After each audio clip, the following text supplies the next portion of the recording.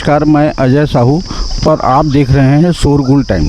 अभी शोरगुल की टीम सेक्टर 1 स्थित पंथ स्टेडियम में है। ये बास्केटबॉल के महिलाओं की कोर्ट है, जहां समर कैंप लगा हुआ है। इस कैंप में 6 साल से लेकर 18 साल के बच्चे शामिल हुए हैं और सुबह 6 बजे से लेकर 8 बजे तक इनको प्रैक्टिस कराया जा रहा है। सबसे पहले इन लोग को स्ट्रेचिंग कराया गया, उसके बाद फिर अलग अलग स्टेप में बास्केटबॉल के गुर बताए गए इनको, और कंटिन्यू बच्चे अपने प्रैक्टिस में लगे हुए हैं। आप मेरे पीछे देख रहे होंगे, काफ़ी बच्चे इसमें भागीदारी निभाए हुए हैं और उनके कोच लगातार बच्चों को अपने हिसाब से कोचिंग दे रहे हैं। बच्चों का उत्साह देखते ही बन रहा है।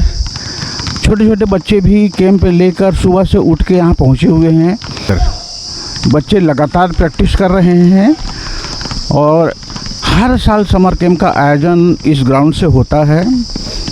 भिलाई के पंथ स्टेडियम का ग्राउंड एक ऐसा ग्राउंड है जहाँ से अब तक ढेर सारे बच्चे राष्ट्रीय एवं अंतर्राष्ट्रीय स्तर पर प्रदर्शन कर चुके हैं, जिससे न केवल भिलाई बल्कि देश का नाम रोशन कर चुके हैं।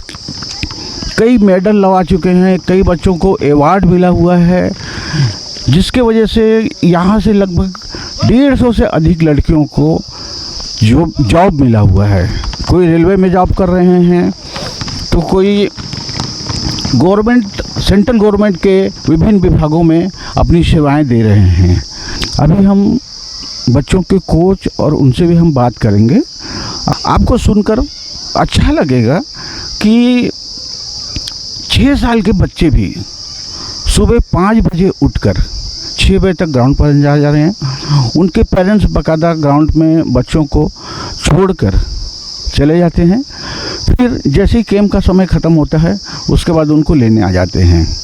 यहाँ 2 गर्ल्स कोच हैं और एक जो है यहाँ के मैनेजर कह लो, यहाँ के कर्ता धर्ता कह लो, उनसे बात करेंगे।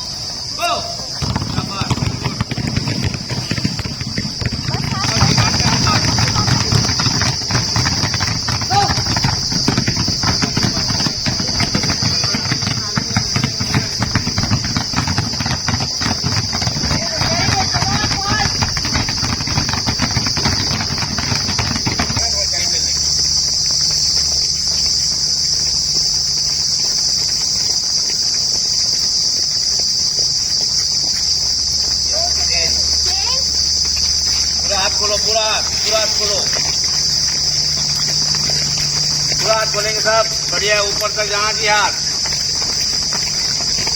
शाबाश, पूरा शाबाश, ऊपर अप अप, कमान अप अप अप, रुकना नहीं है, कोई नहीं रुकेगा। शाबाश,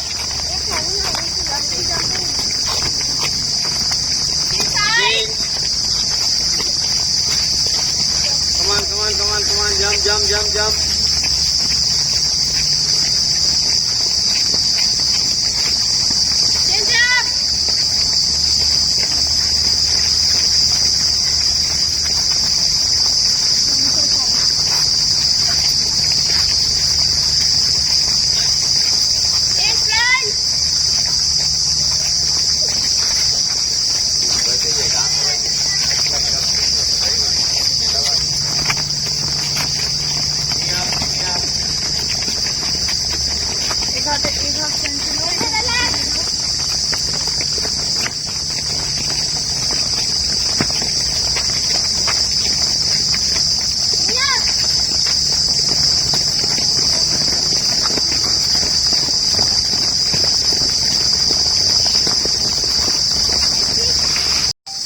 साइड थ्रो, पाँव को साइड में थ्रो करना है। चलो शाबाश शाबाश।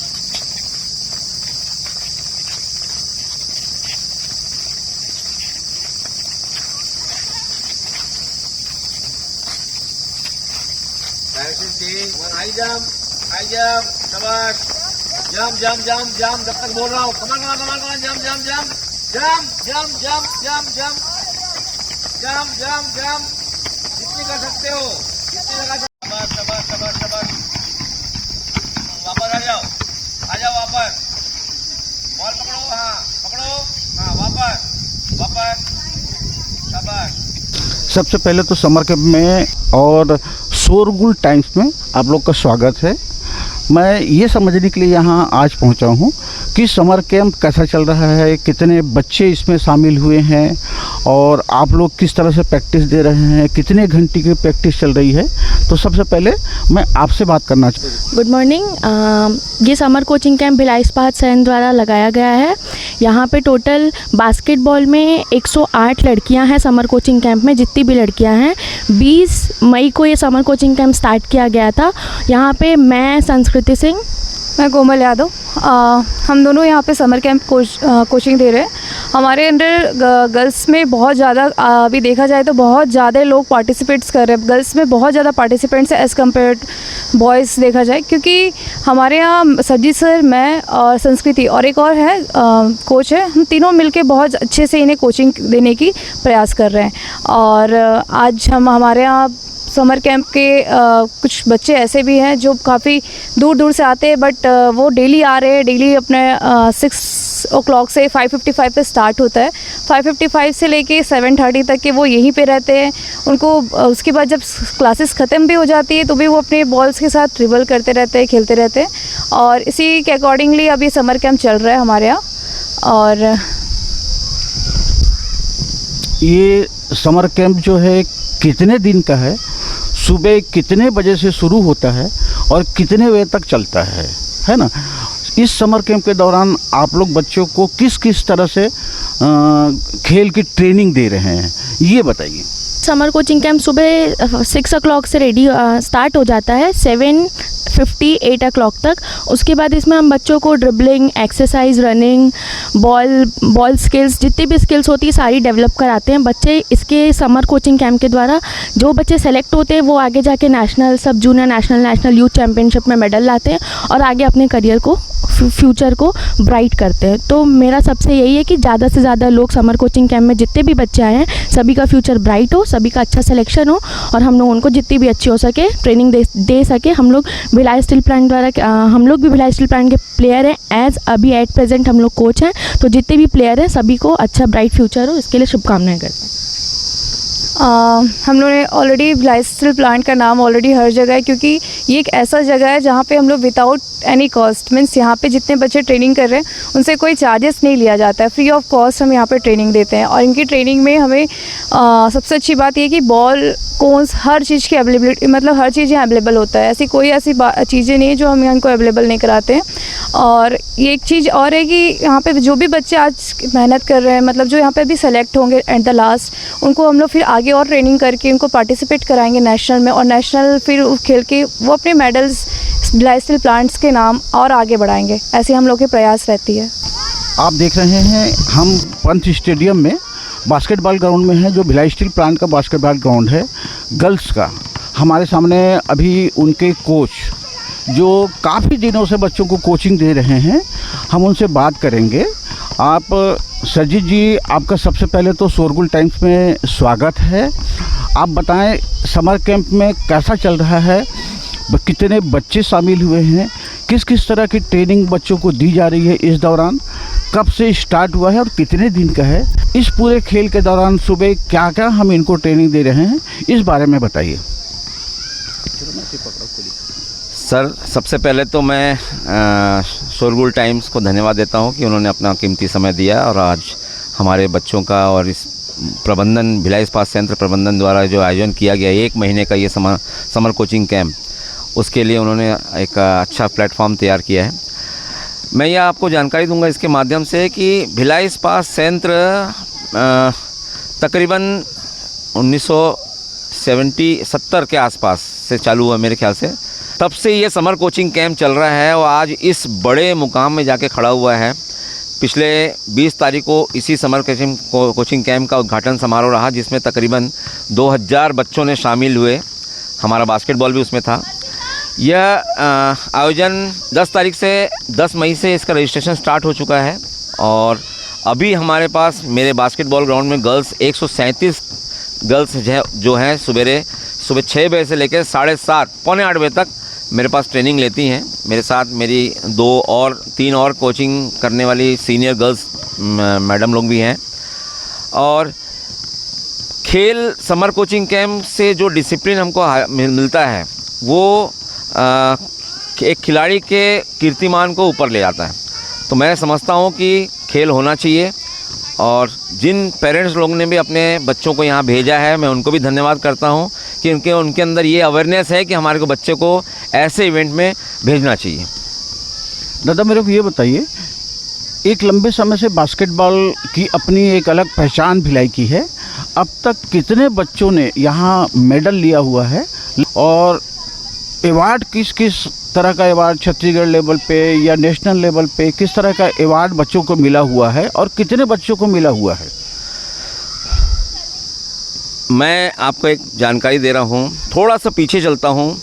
छत्तीसगढ़ में बास्केटबॉल एक ऐसा मंच रहा है, ऐसा खेल रहा है जिसने पूरे भिलाई इस्पात संयंत्र, पूरे छत्तीसगढ़ को, पूरे हिंदुस्तान में रोशन किया। और आज ये वही ग्राउंड है जहाँ से एक समय ऐसा था कि मतलब यहाँ से कम हर साल तकरीबन 34 से 35 बच्चे हर इवेंट में, मतलब जूनियर, सब जूनियर और यूथ सब मिला के 34 से 35 बच्चे हर साल इंटरनेशनल लेवल में जाते थे। और हमको लगातार 100 गोल्ड मेडल मिल चुका है पिछले 17-18 सालों में।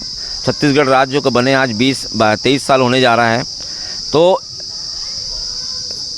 मेरे साथ मेरे पूर्व भिलाई इस्पात संयंत्र में रहे प्रशिक्षक, अंतर्राष्ट्रीय प्रशिक्षक राजेश पटेल, जो कि आज हमारे बीच नहीं है, ये उनका प्रयास था और मैंने भी उनके साथ कंधे से कंधा मिलाकर इस मुकाम में छत्तीसगढ़ को ला के खड़ा किया है।